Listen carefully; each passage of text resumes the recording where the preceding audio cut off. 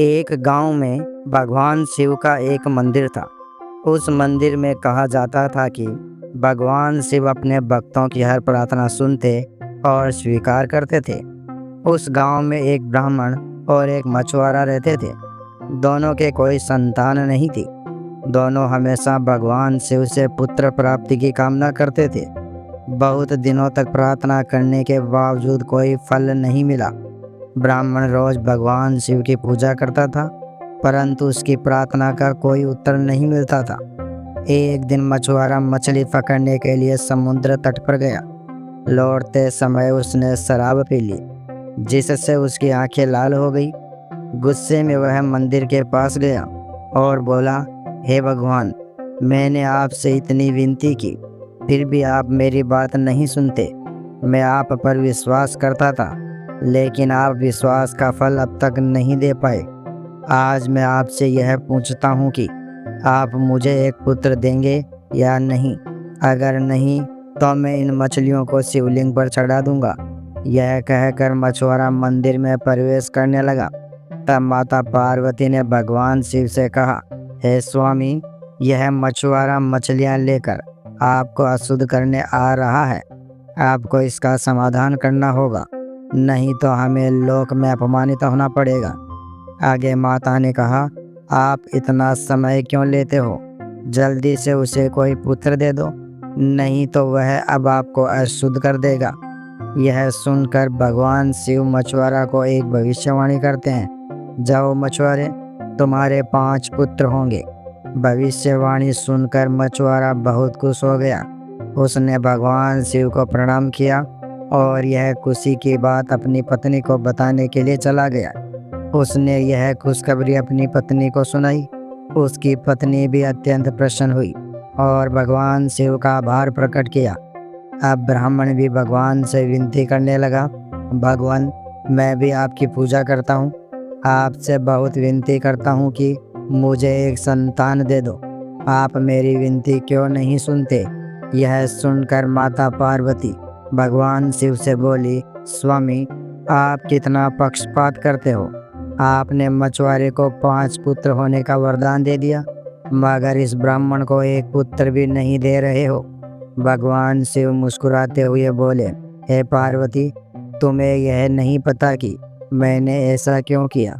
मैंने मछुआरे को 5 पुत्र होने का वरदान दिया, लेकिन मछुआरे के 5 पुत्र विद्वान नहीं होंगे। कोई चोर बनेगा, कोई डाकू बनेगा, कोई अपने पिता की तरह मछुआरा बनेगा और कोई खेती करेगा। लेकिन ब्राह्मण एक विद्वान पुत्र चाहता है। उसे ऐसा पुत्र देने में समय लगेगा, लेकिन ब्राह्मण को ऐसी वैसी संतान नहीं चाहिए। उसे एक विद्वान पुत्र चाहिए, इसलिए उसे एक विद्वान पुत्र देने का प्रयास कर रहा हूँ। मैं ब्राह्मण को एक विद्वान पुत्र देने वाला हूँ, लेकिन वह अल्प आयु का होगा। यह सुनकर माता पार्वती ने पूछा, स्वामी, आप यह क्या बोल रहे हो? ब्राह्मण इतने कष्ट पाकर आपकी पूजा अर्चना कर रहा है, सिर्फ एक संतान के लिए, और आप कह रहे हो कि वह अल्प आयु का होगा। भगवान शिव ने कहा, यह तो सृष्टि का नियम है। जिसके भाग्य में जो लिखा है वह अवश्य होगा। इस पुत्र की आयु सिर्फ 25 वर्ष है। उसके बाद कोई भी इसे पृथ्वी लोक में रोक नहीं पाएगा। माता पार्वती ने कहा, ठीक है, आपको जो सही लग रहा है आप वैसा ही कीजिए। भगवान शिव ब्राह्मण को एक भविष्यवाणी करते हैं, हे ब्राह्मण देव, इतने वक्त से तुम पूजा अर्चना कर रहे थे, उसका फल पाने का समय आ गया है। तुम्हें एक अच्छा और विद्वान पुत्र प्राप्त होगा, लेकिन उसकी आयु सिर्फ 25 वर्ष होगी। यह विधि का विधान है। जब तुम्हारे पुत्र की आयु 25 वर्ष हो जाएगी, तब उसे कोई नहीं बचा पाएगा। तुम संतान के लिए मुझे बोल रहे थे, लेकिन उसका भविष्य में बदल नहीं पाऊंगा। यह कहकर भगवान शिव अदृश्य हो गए। अब ब्राह्मण इतना ज़्यादा खुश हो गया कि 25 वर्ष के बाद उसका पुत्र मर जाएगा, यह सोचा भी नहीं। उसने सोचा, 25 वर्ष होने में वक्त है, पहले संतान को इस धरती पर आने दिया जाए। यह सोचकर वह अपने घर चला गया और अपनी पत्नी को सब कुछ बताया। यह सुनकर ब्राह्मणी बहुत ही प्रसन्न हुई। 9 माह बाद ब्राह्मणी ने एक पुत्र को जन्म दिया। पुत्र बहुत ही सुंदर था। पुत्र का नाम सोमदेव रखा गया। एक ही पुत्र होने के नाते वह अपने घर में बहुत ही प्यार से बढ़ने लगा। इसके साथ साथ अपने पिता की तरह ज्ञान और शास्त्र में भी पंडित हो गया। जब उसका पढ़ने का वक्त आया तो गुरुकुल में गया और अच्छे से अध्ययन किया। ब्राह्मणों का कार्य अच्छे से सीखा। धीरे धीरे सोमदेव बड़ा होता गया। वह सबका प्रिय था। जब वह 21 साल का हो गया तो ब्राह्मण ने सोचा इसका विवाह कर देना चाहिए। ब्राह्मण को एक सुंदर और गुणवती कन्या मिल गई जिसका नाम मोहिनी था। अच्छा सा दिन देखकर दोनों की सगाई कर दी गई। सोमदेव की होने वाली पत्नी बहुत ही सात्विक और पूजा पाठ करने वाली थी। वह भगवान को बेहद मानती थी। माता तुलसी की बहुत सेवा करती थी। सुबह होने से पहले पुष्प, चंदन आदि लेकर माता तुलसी की आराधना करती थी। माता तुलसी को सुंदर पुष्प और रंगोली से सजाया करती थी। जब माता तुलसी भ्रमण के लिए पृथ्वी लोक गई तो चारों तरफ अंधेरा छाया हुआ था। जब माता मोहिनी के घर जाती तो उसे देखकर खुश हो जाती थी। इस राज्य में सिर्फ मोहिनी ही है जो माता तुलसी की इतनी सेवा करती है। अब माता तुलसी अपने भक्त को वरदान देने के लिए पृथ्वीलोक पर गई। वह मोहिनी की पूजा से बहुत संतुष्ट थी। तुलसी माता ने उसे सुहागन होने का वरदान दे दिया। मोहिनी माता तुलसी से आशीर्वाद पाकर खुश हो गई। लड़कियों के लिए सुहागन होकर जीना सबसे बड़े पुण्य की बात है। इस आशीर्वाद को पाकर मोहिनी बहुत खुश हो गई। उसने अपने माता पिता को यह बात बताई। उसके माता पिता भी बहुत प्रसन्न हो गए। अब क्या था, मोहिनी और सोमदेव की शादी हो गई। जब सोमदेव की आयु 25 वर्ष होने वाली हो गई तो उसकी मृत्यु सुनिश्चित थी। 25 साल का होने में सिर्फ 2 दिन ही बचे थे। ब्राह्मण और ब्राह्मण की पत्नी रोने लगे। अब क्या होगा? सोमदेव और मोहिनी को यह सब नहीं बताया था और सोमदेव की मृत्यु को सिर्फ 2 दिन बचे हैं। कौन से माता पिता अपने पुत्र को मृत्यु के मुख में छोड़कर प्रसन्न रहेंगे? वह भी इसी तरह दुखी हो गए, लेकिन वह भी क्या करते। जो होना था वह हो गया और जो होने वाला है वह अवश्य होगा।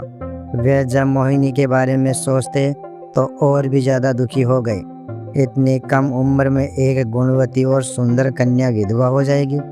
वो अपने पति के बिना कैसे जी पाएगी? मृत्यु तो सृष्टि का निरंतर सत्य है। जब मोहिनी ने अपने ससुर और सास को इस अवस्था में देखा तो पूछने लगी, आप उदास क्यों हो? सोमदेव भी अपने माता पिता को यह सब पूछने लगा कि आप दुखी क्यों हो? आप मुझे क्यों नहीं बताते? लेकिन ब्राह्मण और उसकी पत्नी क्या बोलते? वह तो पहले से ही दुखी है। सोमदेव और मोहिनी को इस बारे में कैसे बताएं? फिर सोमदेव ने कहा, अगर आप मुझे सब कुछ नहीं बताएंगे तो मैं आत्महत्या कर लूँगा। यह सुनकर ब्राह्मण ने कहा, पुत्र, तुम यह क्या बोल रहे हो? भगवान मुझे ऐसे भी तुमसे दूर कर रहे हैं। यह सुनकर मोहिनी ने कहा, आप यह क्या बोल रहे हैं पिताजी? हम कुछ समझ नहीं पा रहे हैं। हमें सच सच बताओ। ब्राह्मण ने कहा, पुत्री, यह बात सत्य है कि भगवान ने मुझे एक पुत्र का वरदान दिया था, लेकिन उसके साथ साथ ये भी बताया था कि यह पुत्र जब 25 साल का हो जाएगा तब यह मृत्यु को प्राप्त करेगा। यह सुनकर मोहिनी और सोमदेव आश्चर्यचकित हो गए। फिर सोमदेव ने कुछ पल सोचा। ब्राह्मण पुत्र ने कहा, आप इसलिए चिंता क्यों कर रहे हो? जो होने वाला है वह अवश्य होगा। यह तो सृष्टि का नियम है। आपके इस तरह रोने से कुछ नहीं हो सकता। हमारे रोने से कुछ बदल नहीं जाएगा। मोहिनी ने कहा, नहीं नहीं, ऐसा नहीं हो सकता, क्योंकि मुझे माता तुलसी ने वरदान दिया था कि मैं हमेशा सुहागन रहूं। आप मुझे छोड़कर नहीं जा सकते। हमें कुछ करना चाहिए ताकि माता तुलसी का वरदान सही हो जाए। ब्राह्मण और ब्राह्मणी ने कहा, हम अब क्या कर सकते हैं? यह सुनकर सोमदेव की पत्नी बोली, हमें कुछ भी करके इन्हें बचाना होगा, क्योंकि माता तुलसी का वरदान कभी विफल नहीं हो सकता। हमें कुछ ऐसा करना होगा कि माता तुलसी का वरदान सही हो जाए। सोमदेव ने कहा, हमें क्या करना चाहिए? मोहिनी ने कहा, स्वामी एक काम करो, आज से आप स्नान आदि कार्य समाप्त करके भगवान शिव के मंदिर में चले जाओ। वहाँ तब तक तपस्या करते रहो जब तक आपकी आयु 25 साल से अधिक ना हो जाए। भगवान का अभिषेक करते रहना। आप भगवान शिव के अलावा और कुछ मत सोचना। देखते हैं भगवान शिव आपको कैसे छोड़कर जा सकते हैं। यह बात सबको अच्छी लगी। सोमदेव ने कहा, तुम सही बोल रही हो। अगर मुझे मरना है तो भगवान के मंदिर में मेरा अंतिम समय होना चाहिए। मैं भगवान का अभिषेक करता रहूँगा जब तक मेरी मृत्यु नहीं आ जाती। मैं भगवान को अभिषेक करते करते मृत्यु को प्राप्त करूँगा। इससे बढ़कर मेरे लिए और क्या हो सकता है। यह बात सबको अच्छी लगी। सुबह सोमदेव स्नान आदि कार्य समाप्त करके शिव जी के मंदिर में चला गया। वहाँ जाकर भगवान की पूजा करता रहा। भगवान का दूध से अभिषेक करता रहा, बेलपत्र आदि अर्पण करता रहा। इस कार्य में उसकी पत्नी बहुत सहायता करती थी। उसे पता था कि यह सब करने से कुछ तो फल मिलेगा। सोमदेव का अंतिम समय आ गया, लेकिन सोमदेव तो उस दिन से भगवान शिव के मंदिर से बाहर नहीं निकला था। वह उस मंदिर में अपनी पत्नी के साथ भगवान का अभिषेक करता रहा। मृत्यु का समय आ गया, लेकिन उसकी आत्मा अब तक यमदूत नहीं ले जा पाई। चित्रगुप्त अपनी पुस्तक देखकर यमराज से कहा, इस सोमदेव का समय अब समाप्त हो गया है। उसकी आयु 25 साल तक थी। यमराज ने अपने सिपाही सोमदेव के प्राण हरने के लिए भेजे और बोले, जाओ उस सोमदेव को लेकर आओ। यमदूत सोमदेव की आत्मा लाने गए, लेकिन सोमदेव कहीं नहीं मिला। सारे गांव में ढूंढते रहे। जब उन्हें पता चला कि वह भगवान शिव के मंदिर में है, यमदूत सोच में पड़ गए कि अब क्या किया जाए। हम तो भगवान शिव के मंदिर के अंदर नहीं जा पाएंगे, तो कैसे उसकी आत्मा लेकर जाएंगे। चलो यहीं मंदिर के सामने इंतजार करेंगे। जब वह निकलेगा तब हम उसे लेकर चले जाएंगे। लेकिन यह तो सोमदेव और मोहिनी की योजना थी। वह तो मंदिर से बाहर निकलने के लिए नहीं गए थे, इसलिए मंदिर से बाहर नहीं निकले। अब बेचारे यमदूत क्या करें। भगवान शिव के मंदिर में प्रवेश करने का अधिकार किसी यमदूत का नहीं है। वह सब चिंता में पड़ गए। अब क्या होगा। यह तो सृष्टि के नियम में बाधा उत्पन्न हो रही है। समय निकला जा रहा था, लेकिन अब तक यमदूत नहीं लौटे। स्वर्ग में हलचल मच गई। स्वयं यमराज भी चिंतित हो गए। इसी समय यमदूत यमराज के पास पहुँचे और सब कुछ बताया। वह भगवान शिव का मंदिर में अभिषेक कर रहा है। हम तो मंदिर के अंदर नहीं जा पा रहे हैं, क्योंकि हमें वह अधिकार नहीं है। अब हम क्या करेंगे। यह सुनकर यमराज क्रोधित हो गए। इस सोमदेव ने तुम सबको परेशान करके रखा है। अब तुम सब देखो मैं क्या करता हूँ। यह कहकर यमराज अपने भैंसे पर बैठकर धरती लोक चले गए। वहाँ जाकर भगवान शिव के मंदिर में प्रवेश किया, लेकिन उनका भी मंदिर के अंदर जाना निषेध था, तो वह भी नहीं जा पा रहे थे। अब क्या होगा। अब स्वयं यमराज भी सोच में पड़ गए। अब क्या किया जाए। अब सिर्फ महादेव ही इसका हल निकाल सकते हैं। यह कहकर वह महादेव के पास चले गए। भगवान शिव ने जब इस बात को सुना तो वह भी आश्चर्य में पड़ गए। माता पार्वती ने कहा, अब देखो क्या हो गया है। अब आपको ही कुछ करना पड़ेगा। आपको किसने कहा था इतनी अल्पायु का पुत्र उन्हें देने के लिए। अब देखो क्या हो गया। भगवान शिव माता पार्वती से बोले, तुम मुझसे सवाल कर रही हो, इसका असली कारण तो तुम ही हो। तुम्हारी वजह से मैंने उसे एक पुत्र दिया था। हमेशा मुझे पक्षपाती बोल रही थी। अब तुम ही बताओ क्या करना है और क्या नहीं करना। माता पार्वती ने शिव जी से कहा, आप यह क्या बोल रहे हो। वह ब्राह्मण पुत्र मेरे मंदिर में नहीं बल्कि आपके मंदिर के अंदर है। इसमें मेरी क्या गलती है। अब यमदेव चिंतित हो गए। यमदेव भगवान इंद्र की सभा में पहुँचे। इंद्रदेव ने यमराज से कहा, यमदेव आप यहाँ क्या कर रहे हैं।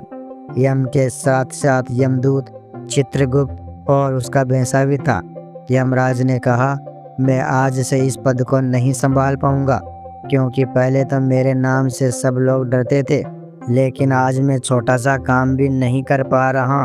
एक आम इंसान को अब तक नरक में नहीं ला पाया, जबकि उसकी मृत्यु कब की हो जानी चाहिए। लेकिन वह भगवान शिव के मंदिर के अंदर है, इसीलिए मैं वहाँ नहीं जा पा रहा हूँ और भगवान शिव उसे बाहर भी नहीं लाते हैं। इंद्रदेव ने कहा, आप ऐसा क्यों बोल रहे हैं? हम सब जाकर भगवान शिव से प्रार्थना करेंगे कि वह सोमदेव और उसकी पत्नी को बाहर निकाल दें। यह सुनकर यमराज बोले, ठीक है, चलो हम भगवान शिव से प्रार्थना करते हैं, लेकिन क्या वह हमारी बात मानेंगे? पहले ब्रह्मदेव के पास चलते हैं, उन्हें साथ लेकर हम भगवान शिव के पास जाएंगे। ब्रह्मदेव की बात भगवान शिव अवश्य मानेंगे। अब क्या था, सब देवता ब्रह्मदेव के पास पहुँचे। सब मिलकर भगवान शिव के पास गए। वहाँ माता पार्वती और भगवान शिव बातें कर रहे थे। उनके पास जाकर इंद्र और ब्रह्मदेव बोले, आपने यह क्या आशीर्वाद दे दिया? अब तो पृथ्वी विनाश होने जा रहा है। यह सुनकर महादेव ने कहा, अब मुझे क्यों दोष दे रहे हो? यह तो विधि का विधान है, इसमें मेरी क्या गलती है? अब क्या होगा? चलो अब भगवान विष्णु के पास चलते हैं, वह इस समस्या से निकलने के लिए उपाय जरूर बता देंगे। सब मिलकर भगवान विष्णु के पास गए। भगवान विष्णु इस समय माता लक्ष्मी के साथ बातें कर रहे थे। माता लक्ष्मी यह सब पहले से ही जान चुकी थी। माता लक्ष्मी थोड़ी उदास थी। विष्णु भगवान ने पूछा, प्रिय, आज तुम उदास क्यों हो? माता लक्ष्मी ने कहा, अगर आप मेरी बात मानोगे तो मैं आपको बताऊंगी। भगवान विष्णु ने कहा, आप निश्चित होकर बताओ, मैं आपकी सारी बातें मानूंगा। माता लक्ष्मी ने कहा, नहीं नहीं, आप पहले वचन दो, इसके बाद ही मैं आपको बताऊंगी। भगवान विष्णु राजी हो गए और माता लक्ष्मी से कहा, देवी तुलसी कुछ दिन पहले पृथ्वी लोक भ्रमण के लिए गई थी। वहाँ एक सच्चे भक्त के साथ उनकी मुलाकात हुई। वह कन्या बहुत ही गुणवती और पूजा पाठ करने वाली थी। वह देवी तुलसी की बहुत आराधना करती थी। इतनी भक्ति देखकर देवी तुलसी ने उस कन्या को यह वरदान दे दिया कि वह आजीवन सुहागन रहेगी। उस लड़की ने कुछ दिन पहले ही विवाह किया है, लेकिन जिस लड़के से विवाह किया है उसके पिता को भगवान शिव ने आशीर्वाद दिया था कि वह 25 साल का होते ही मृत्यु को प्राप्त हो जाएगा। अब क्या होगा? वह तो मृत्यु को प्राप्त होगा, तब कैसे उसकी पत्नी आजीवन सुहागन रहेगी? अगर लड़का मर जाएगा तो देवी तुलसी की बात नहीं रहेगी। अगर वह जीवित रहेगा तो भगवान शिव की बात मिथ्या हो जाएगी। अब क्या होगा? इसका उपाय आपको ही बताना होगा, आप ही कुछ करो। भगवान विष्णु ने कहा, इस बात पर इतने चिंतित हो, इसका हल अवश्य हो जाएगा। यह बात करके वह चारों ओर देखे तो सभी देवताओं को देखने के बाद बोले, जब तुम सब उन्हें आशीर्वाद दे रहे थे तो मुझे नहीं बताया था। अब जब उसका परिणाम विपरीत हो गया तो मुझसे इसका हल पूछने आ गए। चित्रगुप्त, मुझे पहले यमलेखा दे दो, मैं देखूंगा उसकी आयु कितने साल की थी। जब चित्रगुप्त ने यमलेखा भगवान विष्णु को दी तो विष्णु जी ने अपनी पत्नी की बात मानकर उस जगह पर छल से एक निशान बना दिया। अब वह चित्रगुप्त को बोलने लगे, क्या आपको यह दिखाई नहीं दिया?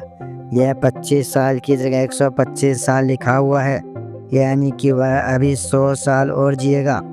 आप किसी निर्दोष प्राणी को मौत का सामना करने के लिए बाध्य कर रहे हो। सभी देवताओं ने देखा कि भगवान विष्णु सही बोल रहे हैं। चित्रगुप्त ने फिर से देखा, विष्णु जी तो सही बोल रहे हैं। शायद मुझे कोई समस्या हो गई थी, इसलिए मुझे कुछ अलग दिखाई दिया। चित्रगुप्त ने सभी से माफ़ी मांगी और आगे ऐसा कुछ ना करने का वचन देकर चले गए।